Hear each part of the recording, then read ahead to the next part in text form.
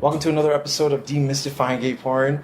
My name is IK Grande, and if you've watched porn in the past 12 years, I've definitely helped you get off.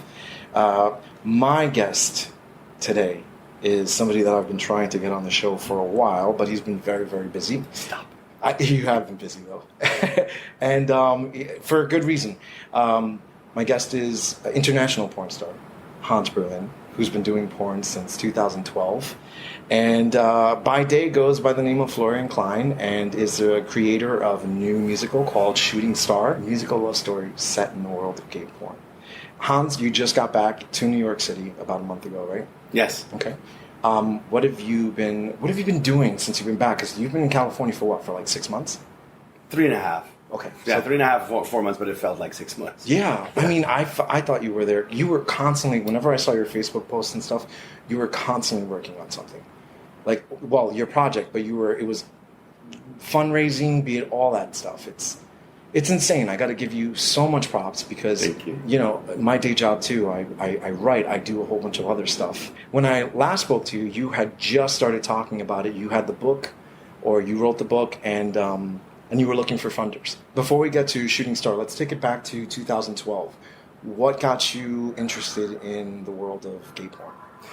You have to watch Shooting Star to know, because it's Shooting Star is based on my own story, except that I was already in my late 30s when I started doing porn, and Taylor, the lead character in the show, he's in his early 20s, because I also wanted to make it a coming-of-age story.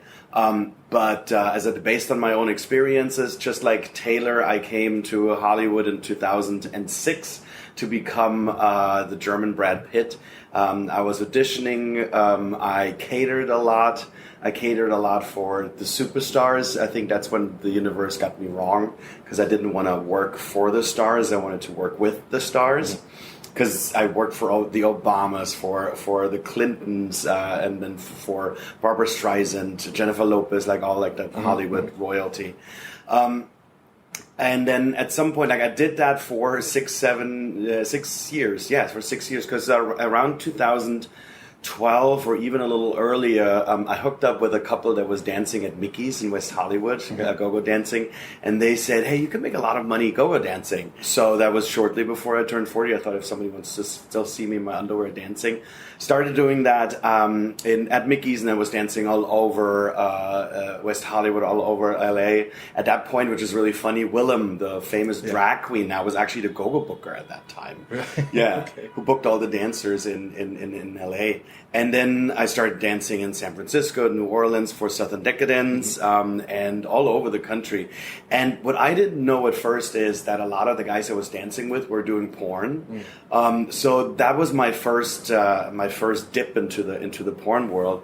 And then when I got recruited to do porn, when I was asked to do porn, I had the same answer as Taylor has in my show. No, I can't do that. I'm an actor. Because I was still pursuing my acting career and hoping that casting directors don't go to Mickey's or to the other places where I'm dancing half naked and let people touch me for $1 or $5 or $20, but you don't want to know what I have to do for $20. So I can imagine. I was still pursuing acting, and then at some point I realized I don't really have an acting career in my life. As an acting career that I can destroy by doing porn, and also that sex that I've just always was super horny. That the idea of actually having sex and then getting paid for it is kind of amazing.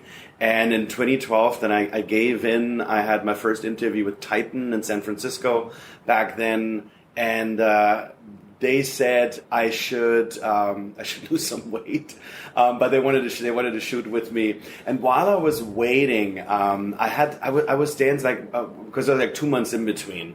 My first shoot with them was in July 2012, and while I was waiting and going to the gym and losing weight, I had met Adam Killian at the White Party that year. I was dancing there, and I got in touch with him, and he actually then got me a shot with Men.com, a pool party. And before that, So the very first scene that I've ever shot was for a website called manhandle.com, where a friend of mine said, they need a top the next day, and he just canceled, and they need someone, and they showed me the picture. It was James Ryder. I think he's now retired from porn, and I thought, okay, if I'm getting paid my first scene, like I'm getting paid to fuck a guy like that, it's like, okay, I'll do it. So that happened sometime in May 2012. Then the second scene was that pool party with Adam Killian, back then with several other known performers. Trent Ducati was also in there as well. And then my first two scenes with Titan, and from then on I found my calling and became an international porn performer. Because that year I also went to back home then and shot with Katzo in Berlin. And the nice thing is every time when I go back home to Europe, because I'm originally from Germany, I can shoot all over Europe and live shows. And one of my biggest live shows was in Rome next to the Vatican, which I thought was really funny. Now being back, or when I was just back in LA, I thought I came here in 2006 to become an entertainer, to entertain people. And being in porn also made me realize how hypocritical our society is, because I made my dreams come true. I just pivoted my dreams a little bit, as that I became a different kind of entertainer. But everything that I was hoping for or was wishing for came true. I have fans. I have people that watch the work that I do, and they love it, and I get paid for it. I travel a lot. And I can pay my bills with the entertainment that I do. Yeah. So just because it's not the real acting, society is looking down on us. But that's what I was saying. That's why I realized, like, what do we've defined as good and bad, as morally right and morally wrong. That's a very good way of looking at it, by the way. Yeah. The fact that you are an entertainer, you're still entertaining. Yeah. You're doing it in the most carnal way possible. Yeah. On top of that, and your kind of entertainment is so intimate with the people that are watching your stuff. So kudos on that. I've never looked at it that way. In regard to working in porn, so you went to San Francisco. It was your first shoot. You've worked with dozens of studios. Who or what has been the best studio for you to work with? That's a tough one. I think it was not necessarily the best studio, but I have to say when Titan was interested, it was definitely a huge compliment, because I've always watched their porn and love the guys that they have on their site in their films, and I thought, like, wow, this is really a huge compliment for me to shoot with Titan and then also be on a cover, on a DVD cover. I always feel like it's like you have the glamour porn. The glamour porn studios, and where the shoots usually take a little longer. Like 2 days.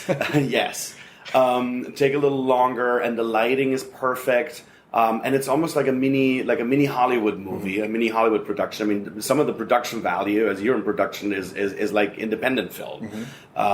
So, and then on the other hand, you also have fun in those not glamour porn, like Raw Fuck Club or a Treasure Island, when everything feels very real and raw. Yeah. So as I said, I don't really necessarily have a favorite studio, and I think you can never really say the worst studio. I don't know how often you get an honest answer to it. If studios do hear this, I think they should have some kind of like something in the back of their mind that says, oh well, fuck, we weren't really cool with this person, and now we know why. Because I've heard so many different stories working for Treasure Island now too. All I hear about, like, there's so much demonizing about this studio for what they did, right, 20 years ago, doing bareback porn and all that. Now everybody's doing it. So, and even the people that were the biggest demonizers are the ones that are doing it too, and making their money off of it. At least when these guys started, they tried to do, like they were HIV positive people, and they were still having sex. Let's make a studio that shows HIV positive men having sex with HIV positive men. There is a lot of people do give me an answer. If you haven't, it's fine, no problem. Some people will not say the name of it. Maybe the the experience? Well, I think in general, and as I said, there's really not like, because I'm thinking while I was talking to you, I was thinking there's not really a studio that I didn't like working with. I think sometimes there's some performers that were more fun to be working with, and other performers who were the ones who were sitting back and in their break and were on their phone all the time and didn't really interact with you, or also these kind of performers that you meet out and about at some award show or even at a pool party in LA, and then you shot a scene with like that particular person, but he doesn't say inside of you. Yeah, or you've been inside of them. or vice versa. It was a versatile scene, and then they don't even say hello to you. Or at the gym, like there's like some performers where that has happened, and I always think, and that's also a theme in the show and in the musical is we get judged by society all the time. I think we should try not to be judgmental within the industry and at least be nice to each other. And even if we don't like the other person, like at least be nice and be respectful and say hello. I agree with you. Who was the best top or the best topping experience that you had in the industry? Christian Bjorn. I was like, what was the name of the studio again?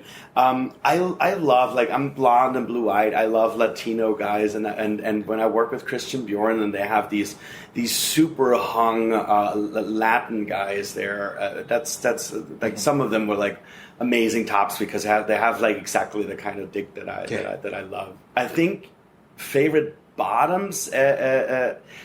There were some studios in the UK that gave me some, like when I top, I want to have someone who's very young, legally young, but something where I feel like where I can be the dominant top and just throw them around. I always feel like if my bottom is like a big muscle guy, that I always feel like my dick looks small then. So I want to have someone smaller framed.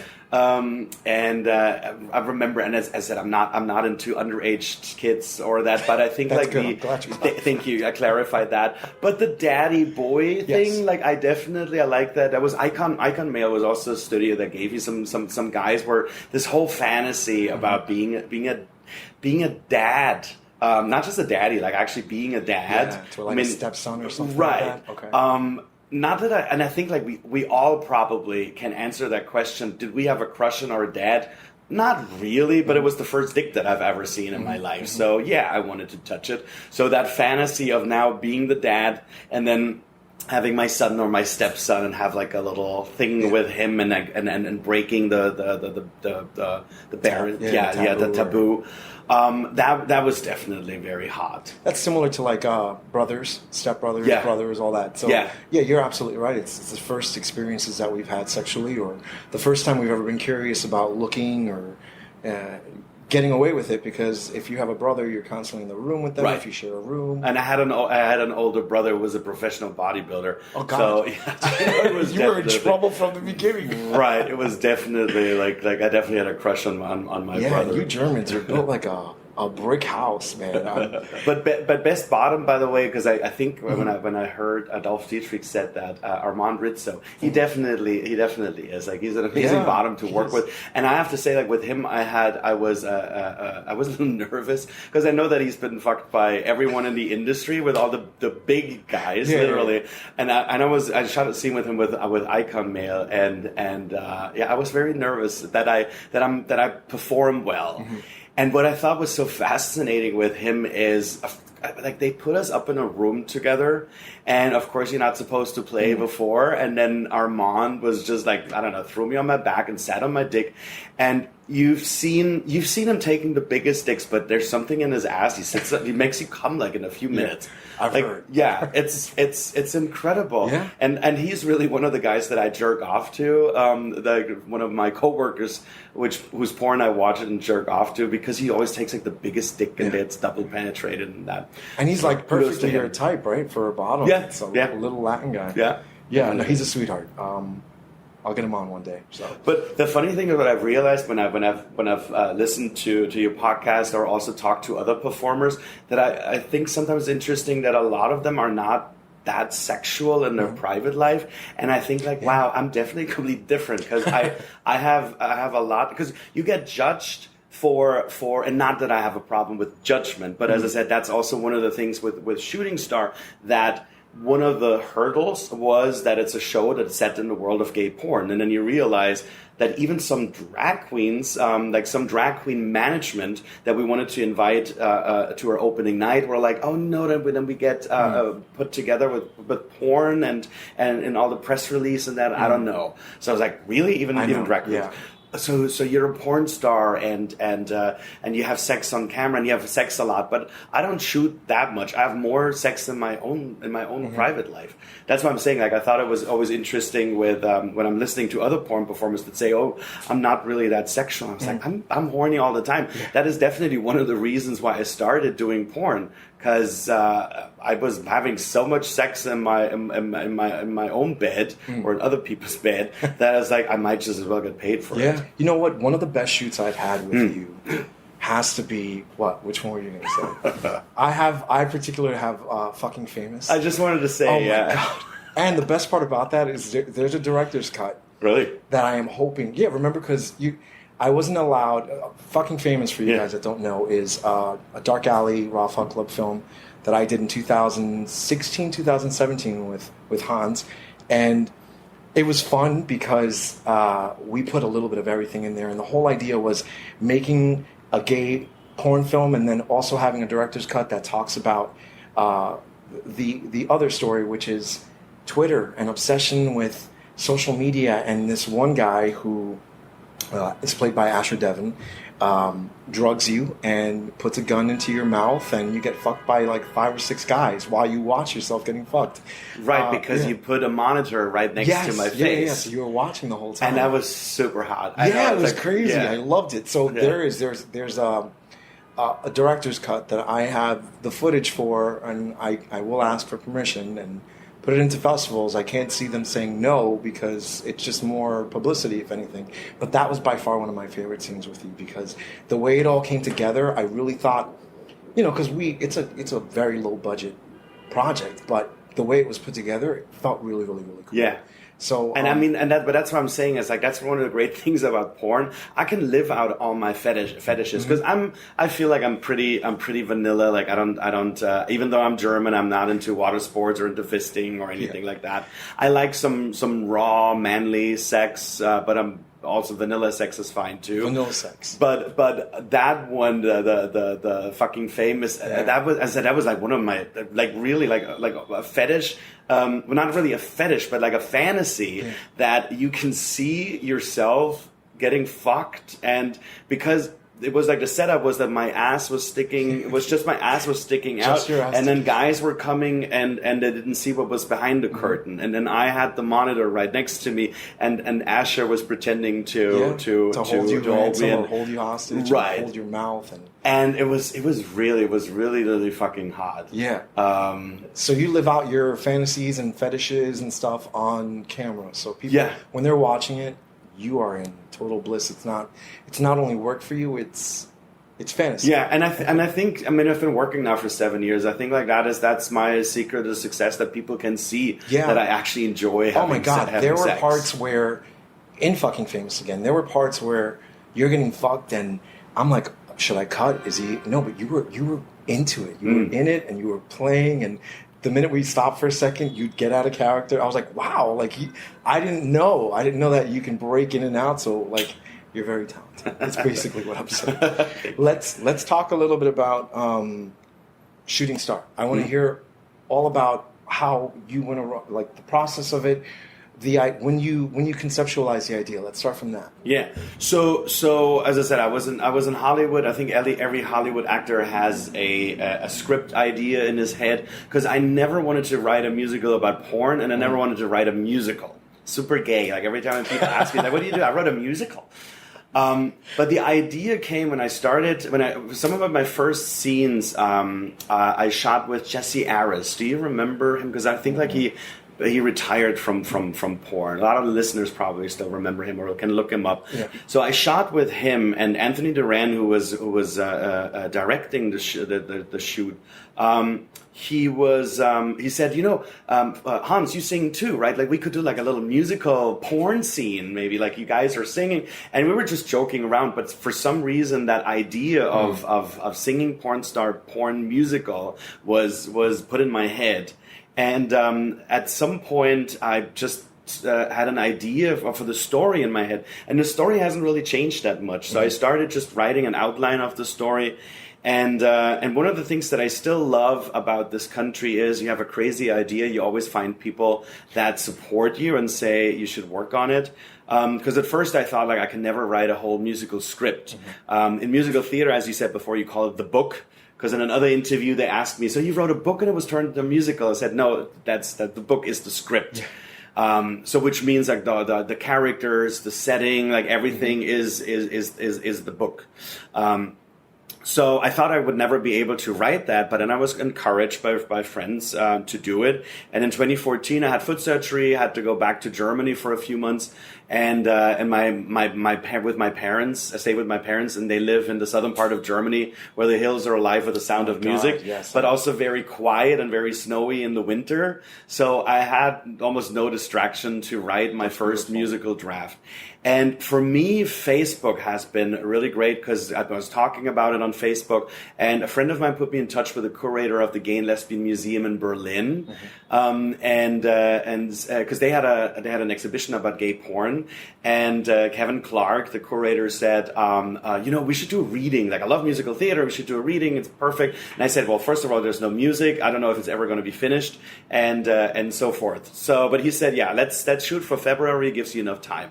So in the winter of 2014, 2015, I wrote my first musical script, musical book, and then went to Berlin. We did a reading there. Thanks to friends of mine, I got a really successful German theater director to direct the reading, and I had, at that point, I think it was 11, 12 characters, so I got readers. I wrote it in English. They were all German, so it was a little funny having them read all of this in German. In English with a German accent. There was no music at that point. That's why at some of the songs we did just spoken word, and then they gave like a little summary of the song. So long story short, Thomas Zaufke, my composer, was in the audience. Said really loves the project and he would like to write the music. And at that point, I was a little cocky. I said, I'm going back to New York after this, and I would want to have a Broadway composer to write the music. But then he started writing the first song, sent it to me, and I fell in love with it, and that's how he became my composer. But he suggested the lyrics that I had written, because I also had written the lyrics for the songs. I just wrote new lyrics to existing songs, so that I had a rhythm to it. And he said that is an art for itself. I should find a professional lyricist. So when I moved back then actually to New York in 2015, I found Eric Ransom. Took me a few months through connections to find him, and he is a professional lyricist. And then he stepped in as a lyricist.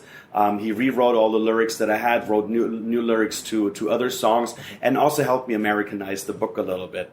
And I thought, I'm a genius. This idea, it's gonna be on Broadway really fast. I didn't know that most of the Broadway shows are 10 years in the making, because over the years we had several readings first without music, just to see if his lyrics match my dialogue.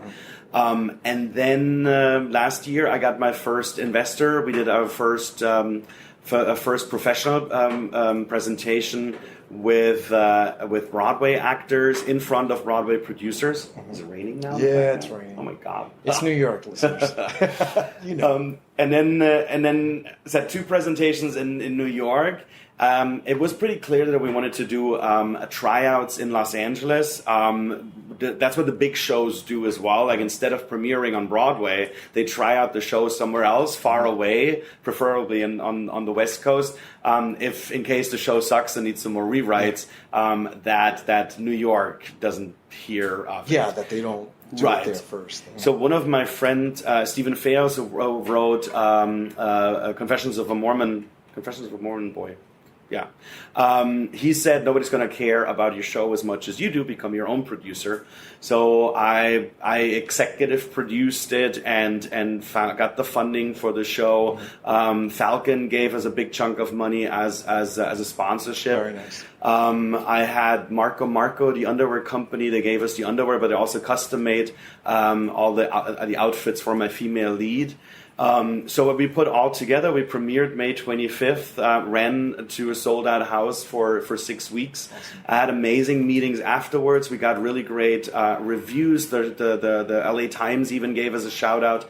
And they gave me one of the best shout-outs saying that it is, besides the nudity and besides being set in the porn world, it is a traditional all-American musical, a heartwarming tale about a group of misfits putting on a show to create a community.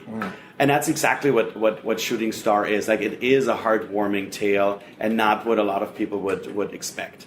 It has a lot of fun in it, and yes, there is a lot of nudity or some nudity in it as well, but nudity that drives the story ahead.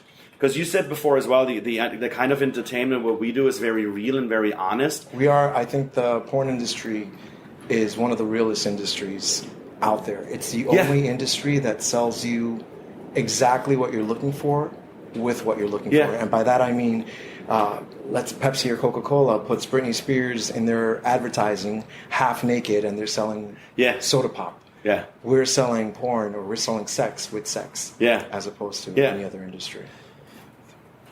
So you've been involved with the U=U campaign. For listeners that wouldn't know what that is, would you explain a little bit about it? Yeah, so the U=U campaign, U=U, first of all, stands for untransmittable, undetectable equals untransmittable. And I'm actually reading this also here from our program, because we put that in my program as well, in our playbill. U=U signifies that individuals with HIV who receive ART, A-R-T, and have achieved and maintained an undetectable viral load cannot sexually transmit the virus to others. An undetectable means that your viral load is so low that it cannot be detected anymore, which means, again, that it has to be, I think nowadays it's less than 20 copies of viral load in I think one milliliter of blood. Before that it was 50, but I think now it's down to 20. Bruce Richmond started the U=U campaign because he said that knowledge is there, but not a lot of people know about it. And the thing is that someone who lives with HIV, first of all, it gives you a lot more self-esteem to know that you cannot transmit the virus to your partner, even if you do not use PrEP or if you do not use a condom. And also the stigma from like the fear from other people has to disappear, because even if I get hit by a cab outside and I'm in my puddle of blood, that there is no transmission. Because I am undetectable. And that is one of the things. Like, I contracted the virus in 2001. I also put that in my program as well, because people always ask me, oh, you got it through porn? Another stigma. It's like, of course I got my HIV infection through porn, because porn is so bad. And that's one of the reasons why I support Bruce Richmond. I mean, he does the majority of the work. He travels all around the world, and he's going to go down in history, in HIV history. And he's definitely one of my idols, my heroes. And in the program, we also said we're gonna support the U=U campaign. And that's what I just read is like also in the program, so that someone, especially like if our straight audience who don't know a lot about HIV, even though it's 2019 and they should know at least like about the transmission, we educate them. I'm still looking, or I found finally what I'm good at. That Shooting Star is this confirmation that who you are and what you were born with is good, and maybe like a compensation for all these years when you felt like who you are is not okay. And I'm as an audiobook, I'm listening to The Velvet Rage right now. A lot of people told me about the book, which basically also said like every gay man, like we all need therapy. I hope that the new generation, that it's easier for them. But I also just came back from LA, and they say that a lot of the young kids in LA, a lot of the homeless kids in LA are LGBT youth that was kicked out by their family because just for being gay. So as I said, I'm still a dreamer, and I'm still a big child, and all of that is in Shooting Star. Okay, sweet. I want to thank But you. I'm also a sex addict, and I love sex because I'm gonna get my blowjob now. You are going to get your blowjob. I want to thank you. Not from you. Yeah, not from. That's we don't know each other that well yet. We know each other probably too well. Yeah, I know, right? I've seen you do everything. Okay, I've trained you out, tricked you out on screen. I want to thank you so much for sitting down with me. I think it's going to be a delight for people to hear and very educational. So, Hans Berlin, thank you so much for being on the show. And thank you for having me. No problem. Thank you for doing this. Thank you for doing this podcast because we're all fighting the same fight. Yeah. Let's demystify and make porn stars human, and just anybody on a bus or talking to you in a bar or something can be a porn star, and you have no idea, especially now with OnlyFans and Just for Fans and all that crazy shit. You've been watching Demystifying Gay Porn. I'm your host, Ike Grande. Demystifying Gay Porn can be found on every podcast directory as well as YouTube. Demystifying Gay Porn is on Twitter, Instagram, TikTok, Telegram. If you like what you're watching and want to be a part of the process, head over to patreon.com/demystifyinggayporn, where you can help this YouTube channel and I can continue making content like this. Once again, this is Demystifying Gay Porn. My name is Ike Grande, and if you watch gay porn, I've definitely helped to get off. Cheers.